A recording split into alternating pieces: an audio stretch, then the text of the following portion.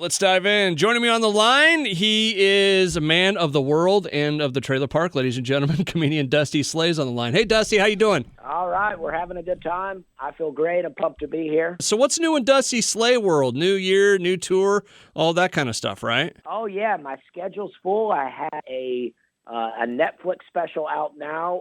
It's a half hour on the show The Standups Season 3. It's a hot set. It's a set that I put together of a lot of my jokes that I've done throughout the years, and it's really great. Go watch it, and then if you come see me live, you basically get an entirely new show. Let me ask you this. If you had to do a show like every night for a week, how many of those would be completely different? I don't know. It depends. For me, when I go out, the first set that I do for the weekend, if it goes really well, I'll probably stick to about that set. I'll change up a little bit. The order will get flipped up here and there. But if it's not going well, it'll be different every night until I find a set that works. Is it true that, in one town, one set works, in another town, a different set works better? Is it really that easy out there, or is it harder than people think? I don't know. I feel like my jokes are pretty universal. Mm-hmm. It just depends on what kind of audience I have out there. Like if I go to a place that's a little too wealthy and I do a lot of trailer park jokes, I don't think that they get what I'm talking about. Okay. And it does seem interesting that sometimes a joke that works almost every time, you'll do it somewhere and then it won't work at all. It's like everybody in the world that didn't like that joke decided to come to this one show. I can just imagine you standing up on stage looking at everybody with that. But have you had that often where that one joke just doesn't work? Yeah, I mean, I have had it enough times to where it's in my mind, but that helps me because I'm like, I know that no joke is 100%. Okay. So that's why I wave and I say we're having a good time because if it doesn't work, we just get right out of it, Dusty Slay on the line with me right now, talking about his new special on Netflix.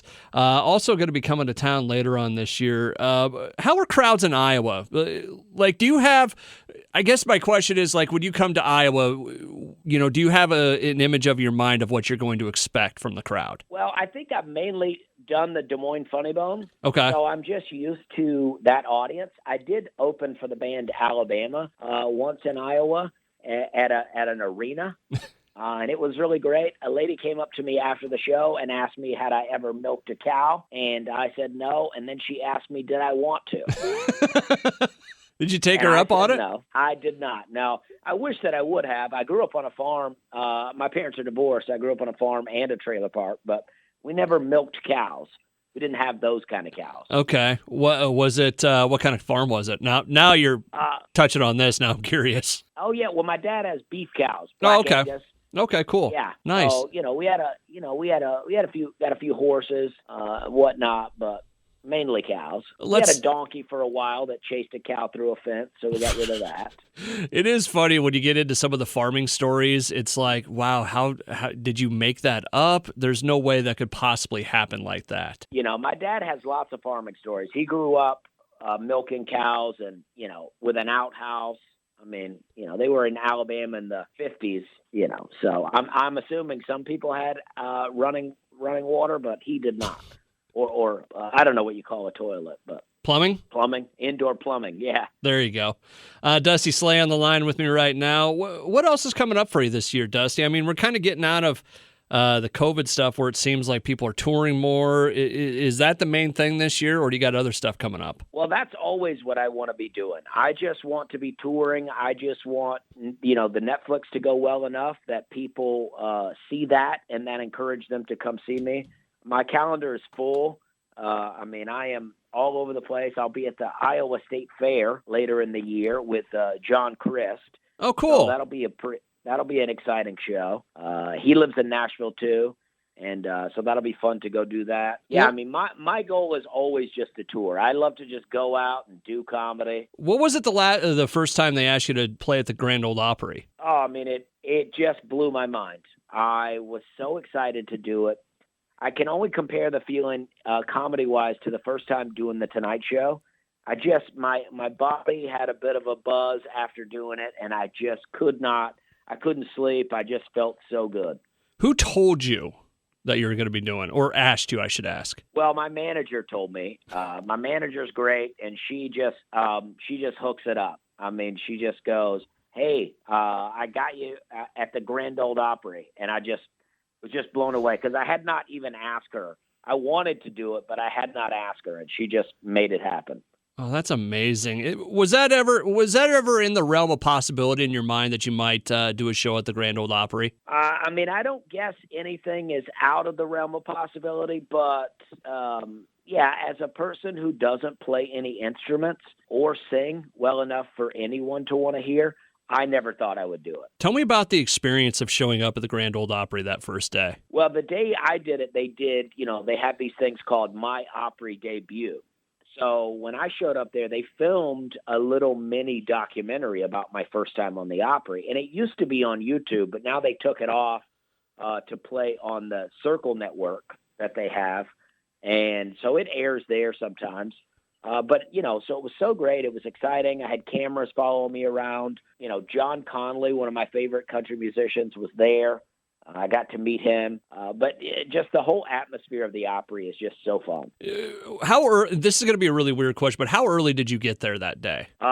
I don't know, probably too early. I'm pretty perpetually early. All right. That kind of stuff, the behind the scenes stuff of this sort of thing is fascinating to me.